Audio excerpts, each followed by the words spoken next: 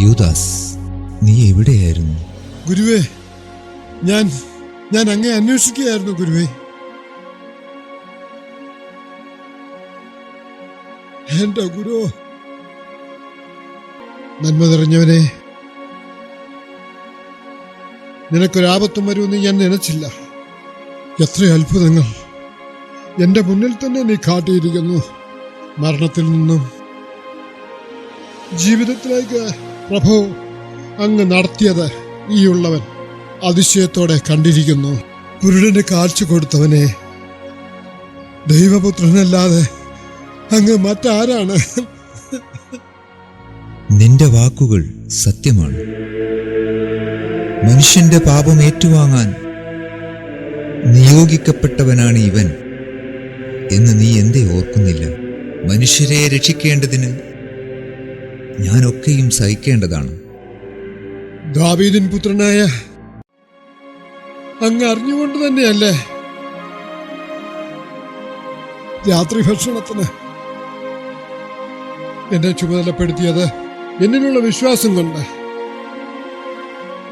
എന്നെ അത്രമേൽ സ്നേഹിക്കുന്നത് കൊണ്ട് ആ കഠിനമായ ജോലി എന്നെ ഏൽപ്പിച്ചു. അളവറ്റ നന്ദിയോടെ ഞാനത് ഓരോ ദിവസവും നിറവേറ്റുകയായിരുന്നു. കാരുണ്യവാനെ, എന്നിട്ടും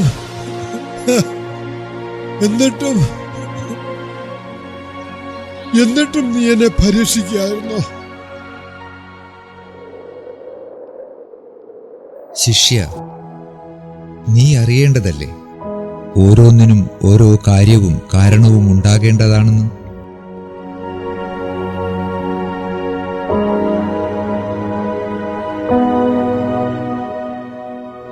അറിയുന്നു മറിയുടെ പുത്രനെ, ഞാൻ അറിയുന്നു. എനിക്ക് താങ്ങാവുന്നതിലും അപ്പുറമായിരുന്നു നീ സഹിക്കുന്ന ഓരോ വേദനയും, നീ ഏൽക്കുന്ന ഓരോ ചാട്ടമാറടിയും എന്റെ ദേഹത്തും മനസ്സിലുമായിരുന്നു. നിന്റെ ചൂടിച്ച മുൾക്കിരീടം ഞാൻ സഹിക്കുകയായിരുന്നു. അതേ വേദനയോടെ ഞാൻ അറിയുകയായിരുന്നു. യെരുശലേമിന്റെ രാജാവേ, അങ്ങേ ആ രണ്ട് കള്ളന്മാരുടെ നടുവിൽ കുരിശേറ്റുമ്പോൾ ഞാൻ ഈ ലോകത്തിന് മുന്നിൽ മുഴുവനായും ഏറ്റവും വലിയ വഞ്ചകനാകുകയായിരുന്നില്ലേ? ജീവനോടെ എന്റെ ഹൃദയം നുറുക്കുന്ന വേദന ഈ മഹാപാപിയുടെ അവസ്ഥ നാഥാ നീ അറിയുന്നു.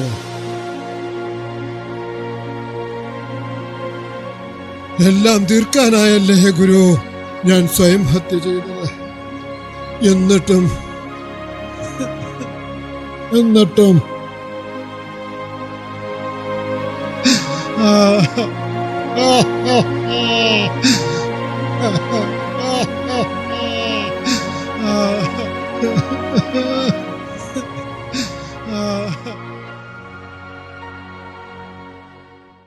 കൂടുതൽ സത്യസന്ധരും നല്ല വിശ്വാസികളും ക്രൂരമായും കഠിനമായും പരീക്ഷിക്കപ്പെടുമെന്ന് നീ അറിയുന്നില്ലേ?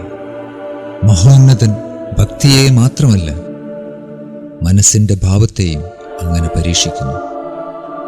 ഒരു സാത്താനും നിന്നിൽ അധിവസിക്കുന്നതിനോ എന്തിന് നിന്നെ സമീപിക്കുന്നതിനോ ഇടവരുത്താതെ നിങ്ങളെ ഓരോരുത്തരെയും പാകപ്പെടുത്താൻ പിതാവ് ദൃഢമായി ഓരോന്നും കൽപ്പിച്ചു ചെയ്യുന്നു.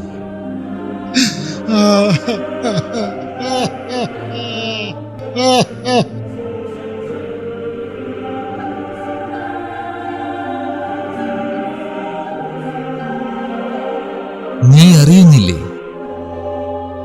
എന്റെ എല്ലാ ശിഷ്യരുടെയും ചിന്തകൾ ധാരണകൾ, എന്നെ ഞാനായി വിശ്വസിക്കാൻ പോലും മടിച്ചവർ, കണ്ടെങ്കിലേ വിശ്വസിക്കൂ എന്ന് ശഠിച്ചവർ,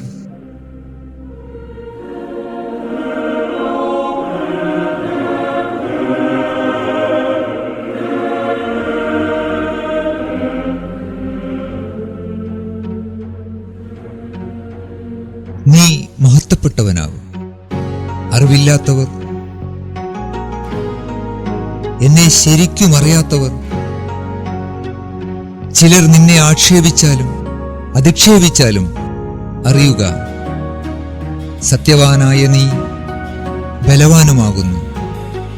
നിന്നെ ആരാധിക്കുവാൻ, നിന്നെ എൻ്റെ പിതാവിനോടൊപ്പം സ്തുതിക്കുവാൻ നന്മ നിറഞ്ഞ ഒരു ജനതയുണ്ടാവും. ഭയപ്പെടരുത് യൂദാസ്.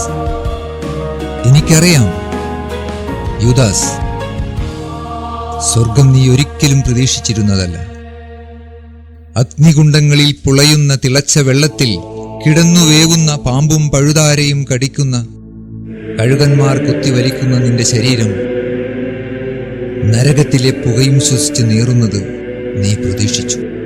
പക്ഷേ നീതിമാനും സർവശക്തനുമായ സൃഷ്ടാവ് നിന്നെ അറിയുന്നു, നിന്നെ സ്നേഹിക്കുന്നു.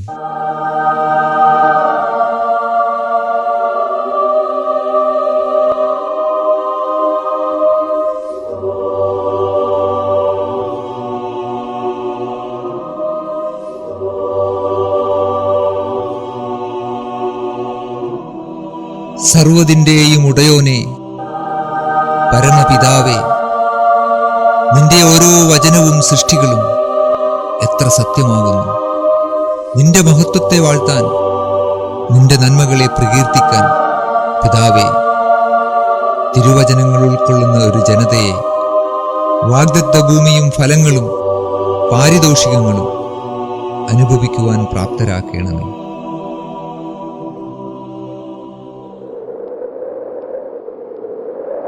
മനസ്സിലായില്ലേ? ദൈവസ്നേഹം, സൃഷ്ടാവിന്റെ തീരുമാനങ്ങൾ നടപ്പിലാക്കുവാൻ നിയോഗിക്കപ്പെട്ടവൻ മാത്രമായിരുന്നു നീ. ആശ്വസിക്കുക ശിഷ്യ, ഇത് ഭൂമിയല്ല. സാത്താൻ ഓരോരുത്തരെയും പരീക്ഷിക്കുന്ന ലോകത്തല്ല നീ. സ്വർഗസ്ഥനായ പിതാവിന്റെ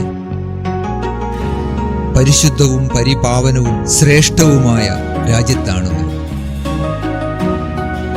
സർവജ്ഞാനിയുടെ വലതുവശത്ത് സർവപ്രതാപങ്ങളുടെയും വാഴ്ത്തപ്പെട്ട് നീ പരിലസിക്കുകയാണ്.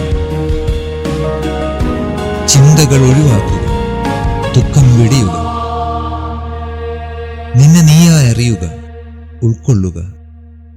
നീ നന്മ നിറഞ്ഞവൻ. ദൈവത്തിൻ പ്രിയനെ യൂദാസേ,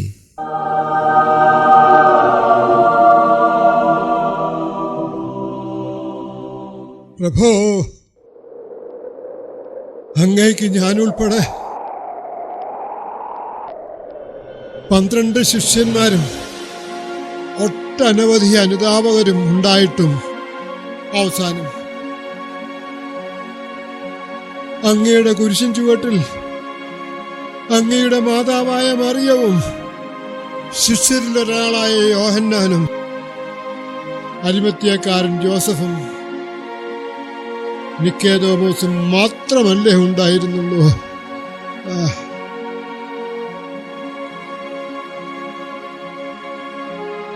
ഈ രക്തത്തിൽ എനിക്ക് പങ്കില്ല എന്ന് പിലാത്തോസ് കൈശുദ്ധി വരുത്തി പറയുമ്പോൾ അങ്ങ് രക്ഷപ്പെട്ടു വരുമെന്ന് ഞാൻ പ്രതീക്ഷിച്ചു. രാത്രിയിൽ കോഴി കൂകിയപ്പോൾ ഒറ്റിക്കൊടുത്തവൻ പത്രോസ് അങ്ങയുടെ പേരിൽ സ്ഥാപിക്കപ്പെട്ട സഭയുടെ തലവനായി അവസാന നിമിഷം വരെ അങ്ങയ്ക്ക് വേണ്ടി നിലകൊണ്ട ഞാൻ നികൃഷ്ടനായി. അങ്ങ് സർവസൈന്യാധിപനായി വരുന്നത് മനസ്സിൽ കണ്ട് അങ്ങയ്ക്ക് വേണ്ടി ഒരു സ്വർണ്ണ മേലങ്കി വാങ്ങാൻ ഞാൻ 30 വെള്ളിക്കാശ് വാങ്ങി. ഒന്നും നടന്നില്ലല്ലോ.